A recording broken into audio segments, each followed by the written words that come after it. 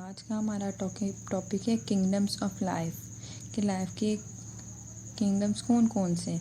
तो kingdoms of life को 2 types में डिवाइड किया गया, एक किंगडम क्लासिफिकेशन सिस्टम, एक डोमेन क्लासिफिकेशन सिस्टम। सबसे पहले हम स्टार्ट करेंगे kingdom classification system. Kingdom classification system वही है जो आप शुरू से छोटी क्लासेस से भी पढ़ते आ रहे हैं कि जो ऑर्गेनिजम्स हैं उनको 5 किंगडम्स में डिवाइड किया गया। चलिए अब इसको स्टार्ट करते हैं। एक साइंटिस्ट थे जिनका नेम था रॉबर्ट विटाकर। उन्होंने 1969 में एक सिस्टम डिस्कवर किया। उन्होंने कहा कि जितने भी, जैसे पहले भी बताया कि स्टडी करने के लिए बिलियंस ऑफ स्पीशीज़ इस अर्थ पे पाए जाते हैं, तो उनको स्टडी करना पॉसिबल नहीं था। तो फिर क्या किया साइंटिस्ट ने, उनको डिफरेंट ग्रुप्स में डिवाइड कर दिया।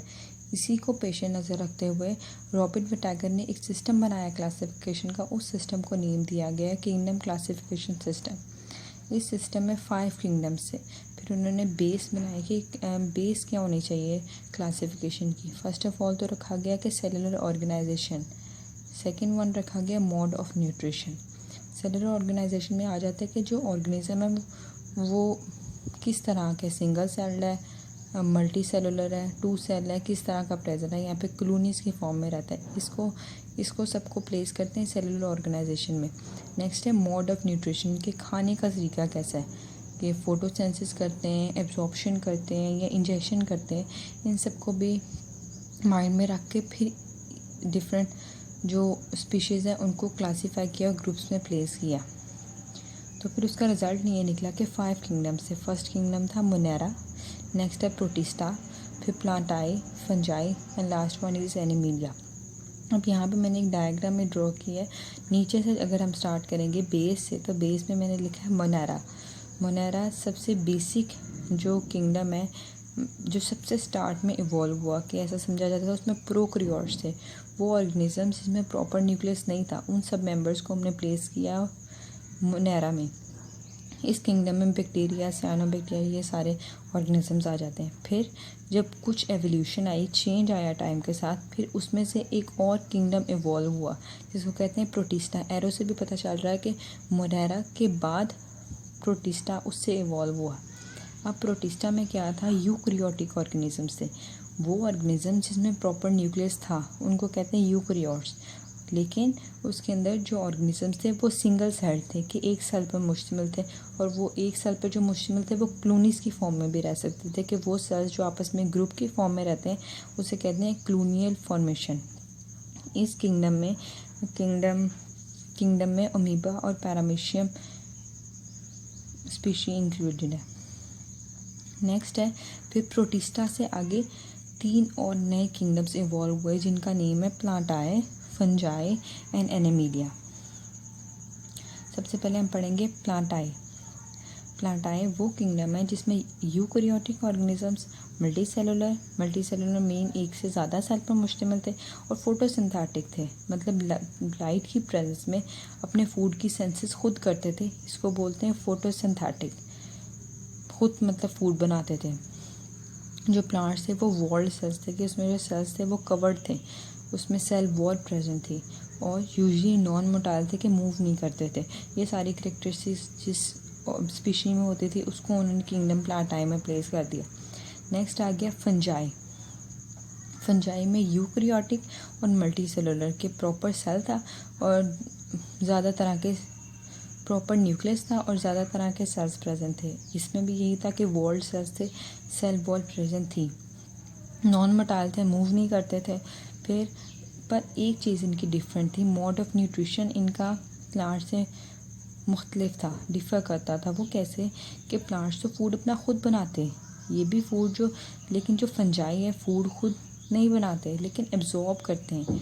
जो फंजाई है, कभी आपने बाहर भी देखा होगा, फंगस अगर लगी है तो क्या काम करते हैं, अपनी रूट्स में से कुछ एंजाइम्स को एक्सक्रीट करते हैं किसी भी सबस्ट्रेट पे। ब्रेड पे इसकी आपको एग्जांपल कॉमन देखने को मिलती है कि ब्रेड के ऊपर जो फंजाई है वो अपने एंजाइम्स को एक्सक्रीट करता है, जो भी सबस्ट्रेट होगा उसको डाइजेस्ट करता है, डाइजेस्ट करने के बाद जो प्रोडक्ट्स होते हैं उसको एब्जॉर्ब कर लेता है।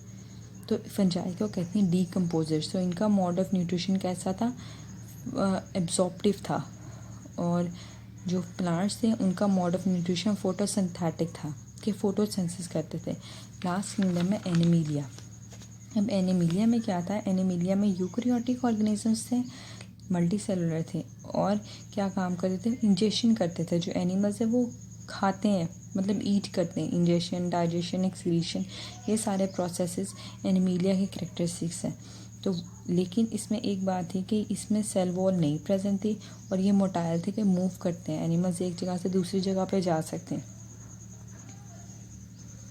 बस इसमें यही डिफरेंस था कि आपने इसकी मोड ऑफ न्यूट्रिशन को याद रखना है कि अपना फूड कैसे इनटेक करते हैं, कि न्यूट्रिशन का क्या सोर्स है।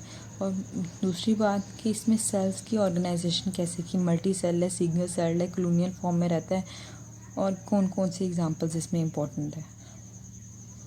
नेक्स्ट किंगडम की टाइप है डोमेन क्लासिफिकेशन सिस्टम। ये थोड़ा सा आपके लिए एक न्यू चीज़ है, ये इस पर कम पहले पढ़ा हुआ है। तो domain, what is domain? Domain is actually the largest category जो आपको टेक्सोनोमिक हायरार्की में मिलती है। पहले भी हम लोग पढ़ चुके हैं, टेक्सोनोमिक हायरार्की थी जिसमें स्पीशीज़ को डिफरेंट ग्रुप्स में डिवाइड किया गया, टैक्सा में डिवाइड किया। उसकी जो सबसे हायर कैटेगरी थी उसको डोमेन का नेम दिया। अब क्या था, राइबोसोम्स की स्टडी और उसका डोमेन का ओरिजिन एक्चुअली में क्या था, मतलब ऐसा ज़रूरत क्यों पेश आई कि इस पे ये कैसे डिराइव हुआ। तो सबसे पहला पॉइंट है problems of study of fossil. अब क्या था, जो जब ज़िंदगी या लाइफ वजूद में आई तो फिर साइंटिस्ट ने पहले शुरू में, हमें नहीं पता कि क्या क्या चीज़ें, साइंटिस्ट ने तो बाद में काम किया, तो उस पर उन्होंने कैसे स्टडी किया कि ये सारे ऑर्गेनिजम्स पहले प्रेजेंट थे, इंसेस्टर ये था, फिर उसके बाद उससे ये चीज़ इवॉल्व हुई, फिर ऐसे ऐसे एवोल्यूशन आई, ऐसे ऐसे चेंज आया।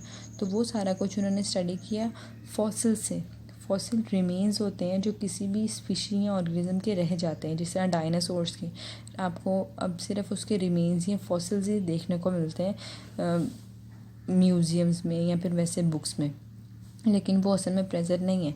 तो साइंटिस्ट ने उनको कैसे स्टडी किया, फॉसिल्स को राइबोसोम्स से स्टडी किया कि जो राइबोसोम का आरएनए था उसकी बेस सीक्वेंस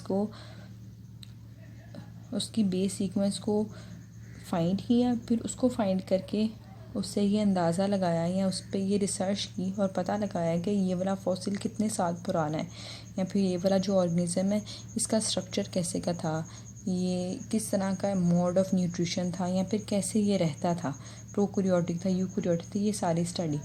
तो उन्होंने नेम दिया कि पहले, अब billions of years, 2 billion year पहले ये रिलेशनशिप उन्होंने आरएनए से फाइंड किया कि 200 ईयर पहले की स्टडी आरएनए से स्टडी की, और आरएनए की सीक्वेंस ने इसमें इम्पोर्टेंट रोल प्ले किया। लेकिन उस टाइम पे जो एवोल्यूशनरी लिंकेजेस थे उसमें 5 किंगडम वाला कोई सिस्टम उनको नज़र नहीं आता था, ये उनको प्रॉब्लम नज़र आई। फिर उन्होंने इस पर फर्दर काम किया है कि राइबोसोम का आरएनए और उसमें कंजर्वेशन किया है कि टाइम के साथ साथ क्या चेंज आई।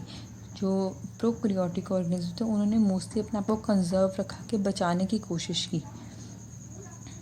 तो उसके बाद फिर पहले कंजर्व रखा, फिर उसके बाद जब टेम्परेचर या एनवायरनमेंट या जो भी उनकी कंडीशन जब चेंज हुई, फिर उसमें एवोल्यूशन आई, उसके बाद ही उनसे बाकी की सारी चीज़ें इवॉल्व हुई।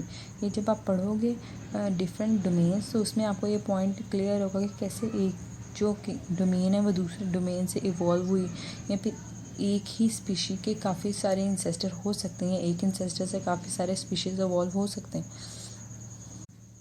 जब टेक्सोनोमिस्ट ने फॉसिल्स पे काम किया, मतलब जो रिमेन्स रह गए थे उस पर काम किया, डिफरेंट राइबोसोम्स के आरएनए को स्टडी किया, तो उससे उन्होंने ये कंक्लूड किया, ये रिज़ल्ट निकाला कि असल में जितनी भी लाइफ है, all life shares a common ancestor, कि उसकी बेस जो है वो एक ही है, जिसको उन्होंने नेम दिया आर्ची, जिसमें प्रोकैरियोटिक माइक्रोब्स आते हैं। आपकी फर्स्ट डोमेन का नेम है आर्ची।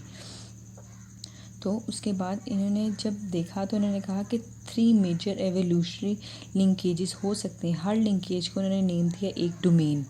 तो 3 डोमेन्स फिर आपके पास आते हैं। फर्स्ट वन है आर्ची, सेकंड वन है eubacteria, third one is Eukarya.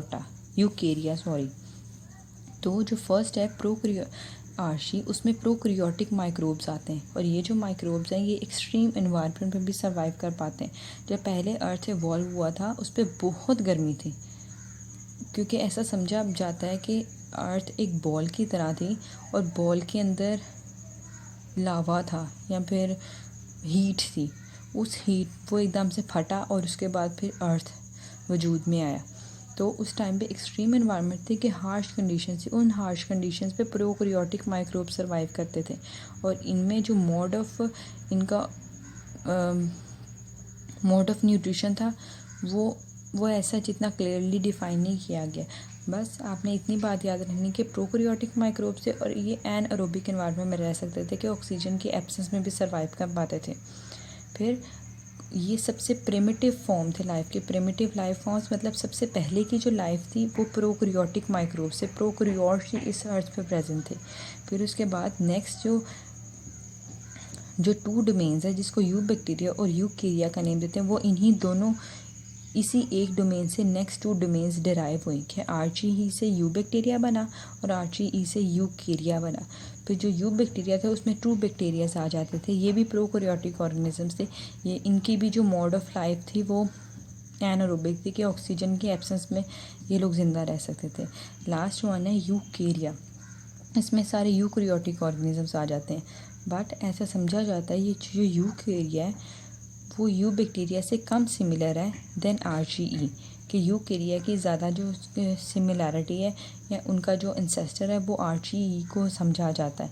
फिर यूकैरिया, इसका मतलब जो यूकैरिया वो ज़्यादा रिसेम्बल करता है विद आर्ची देन यूबैक्टीरिया, कि यूकैरिया की जो ज़्यादा करैक्टरिस्टिक्स हैं वो मैच करती हैं with the first domain which is archaea और कम रिसेम्बल करती हैं with the second domain which is eubacteria.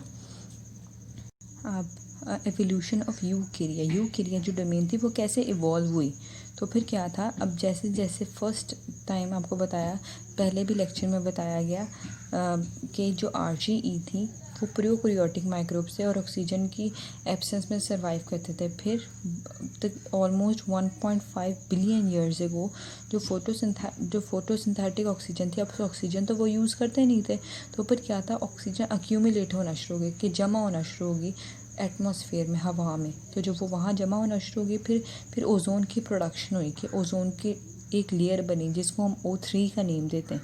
तो फिर जब ओज़ोन की लेयर बन गई तो फिर पूरे अर्थ को उस लेयर ने कवर कर लिया। तो फिर जब कवर कर लिया तब जो डेडली अल्ट्रा वायलेट रेज थी वो फिर अर्थ तक नहीं पहुंच पाती थी। तो इसका मतलब कि एक ही एवोल्यूशनरी डाइवर्सिफिकेशन आई, कि एक बड़ा चेंज आया। वो कैसे कि जो लाइफ है वो पूरी चेंज हुई from anaerobic to aerobic and from prokaryotic to eukaryotic, कि लाइफ ने चेंज लिया।